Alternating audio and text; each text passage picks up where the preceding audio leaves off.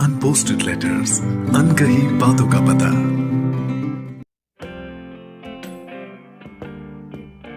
दोस्तों, मैं हूँ रश्मि नाम्बियार और अनपोस्टेड लेटर्स पे आप सुनने जा रहे हैं चिट्ठी प्रणाम पूर्वज, जिसे लिखा है गौरव गोठी ने और आवाज दी है अनिमेश सिंघल ने।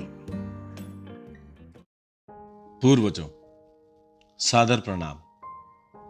मैं आशा करता हूं कि आप लोग जहां कहीं भी होंगे स्वस्थ होंगे। मैं यहां आपके नाम के साथ बिल्कुल महफूज हूं। आज मेरे मुंह से बार बार आपकी गाथाएं और गुणगान सुनकर आपकी बहू का आखिरकार सब्र बांध टूट ही गया और वो गुस्से में बोली, हाउ ओल्ड फैशन, इन सब से क्या होता है? कभी देखा है अपनी फटीचर पुरानी दुकान को? तुम्हें कैसे मालूम है कि घर में कितना पैसा आता है और घर कैसे चलता है? तुम कैसे साबित कर सकते हो कि हमारे इस बड़े से परिवार का फ्यूचर सेफ होगा? तुमने कुछ सोचा है?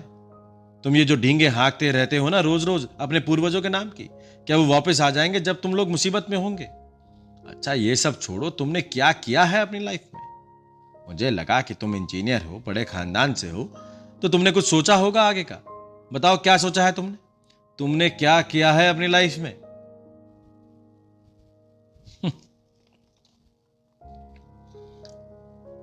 तिल्म्स अपने कर्मों पर नहीं, अपनी किस्मत पर टिका होता है।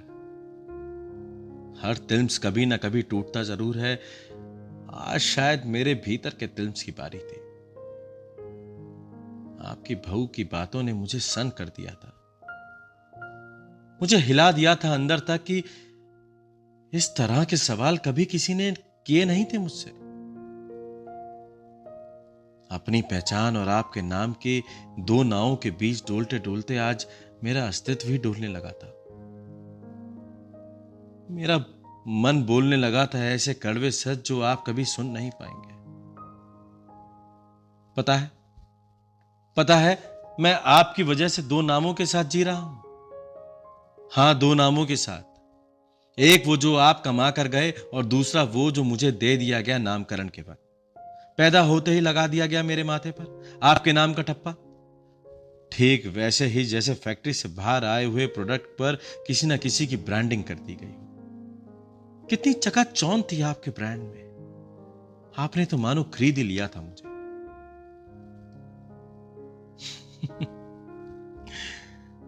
आप ऊपर तो चले गए पर कितना कुछ तय कर गए आप। आपने जो जायदाद के पेपर्स बनवाए थे उस पर तो रोज झगड़े होते हैं, पर आपके बनाए हुए परंपरा, प्रतिष्ठा और प्रोडक्ट ब्रांडिंग के मैनुअल पर कभी कोई विवाद नहीं होता। आप तो शायद अब भूल भी गए होंगे वो सारे नियम कायदे, पर यहां तो सबको मुंह जबानी याद है।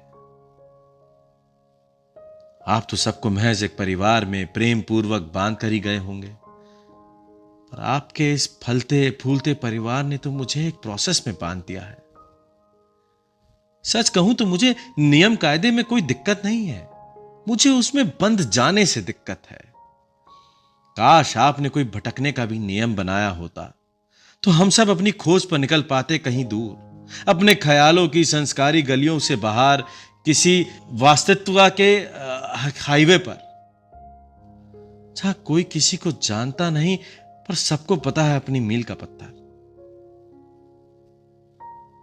किसी ना किसी पूजा या कोई श्राद्ध के नाम पर आपको यही संदेश जाता होगा कि यहां सब ठीक है, पर यह सरासर झूठ है। एक लड़ाई है मेरी पहचान और आपके नाम के बीच, जो बचपन से लड़ता आ रहा हूं। मैं पढ़ना चाहता था अपने मोहल्ले के दोस्तों के साथ, पर मुझे खानदानी स्कूल में भेज दिया गया। मुझे वही डिग्री लेनी पड़ी जो मेरे खानदान में फिट बैठे। मैं एक स्पोर्ट्समैन बनना चाहता था तो पिताजी कहने लगे, हमारे खानदान में आज तक कोई खिलाड़ी पैदा नहीं हुआ है। शुरुआत मुझसे क्यों नहीं हो सकती, मैंने पूछा तो इस बात का कोई जवाब नहीं था उनके पास। अब गलत मत समझिएगा मुझे, आपने बहुत ही बेहतरीन स्कूल चुना है हम सबके लिए, और इंजीनियर बनने में भी कोई बुराई नहीं है। पर मैं अगर कुछ और बनना चाहता हूं तो मैं क्यों नहीं बन सकता? है कोई श्राद्ध या कोई रीति रिवाज जो मेरे इस सवाल को आप तक पहुंचा सके?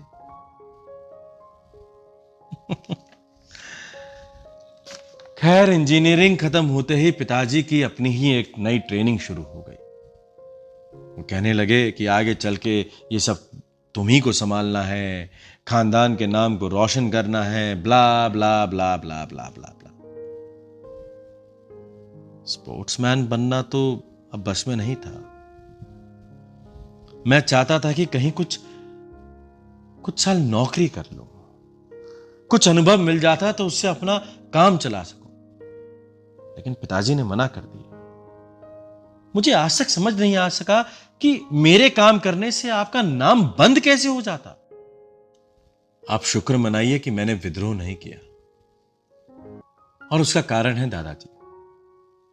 मुझ जैसे भोले भाले बच्चे को आपके लार्जर देन लाइफ वाले किस्से सुना सुना कर हमेशा एक सम्मोहन में रखा उन्होंने।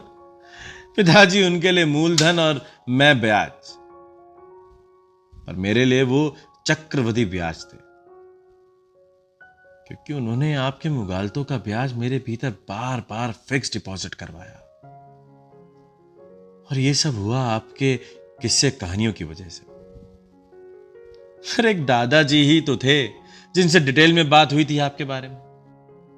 उनकी बातों से तो यही समझ में आया कि आप सब तो जीते जी जमींदार थे और मरे भी एक खानदानी जमींदार की तरह।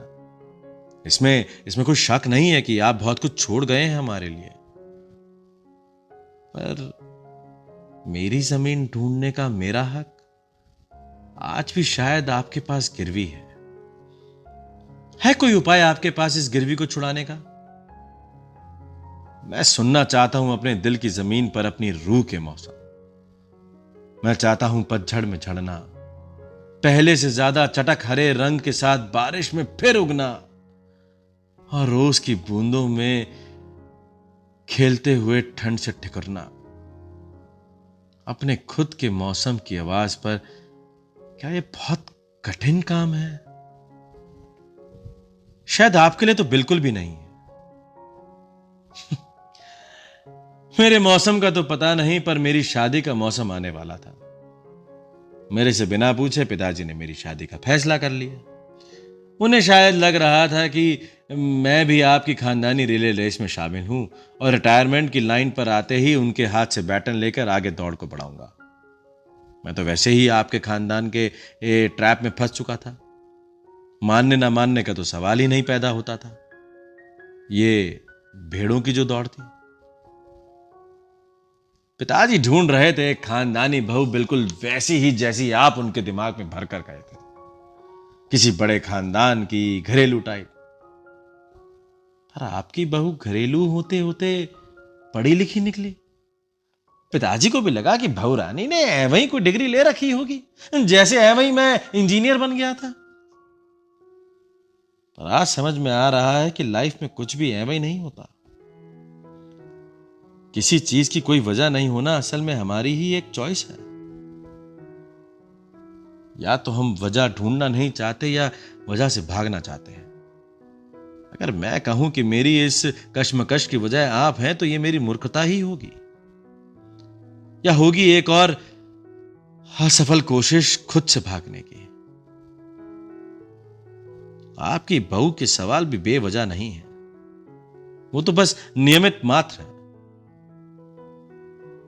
वजह मैं ही हूं, और अब यह मेरी जिम्मेदारी है कि मैं और आपके आने वाले वंशज आपसे नहीं बिल्कुल खुद से जूझें और वैसे ही जिएं जैसे वो हैं। आज से मैं आपकी वंशावली का मैनुअल एक संदूक में बंद कर अपनी मिट्टी में कहीं दफन कर रहा हूं। मैं अपनी कलम और शाही से लिखना चाहता हूं अपनी किताब ठीक वहां से जहां से मैं एकदम अकेला खड़ा हूं, और मुझे देखने वाला बस मैं ही हूं और कोई नहीं। आपका वो शख्स जो आज भूल जाना चाहता है कि वो कभी आपका था।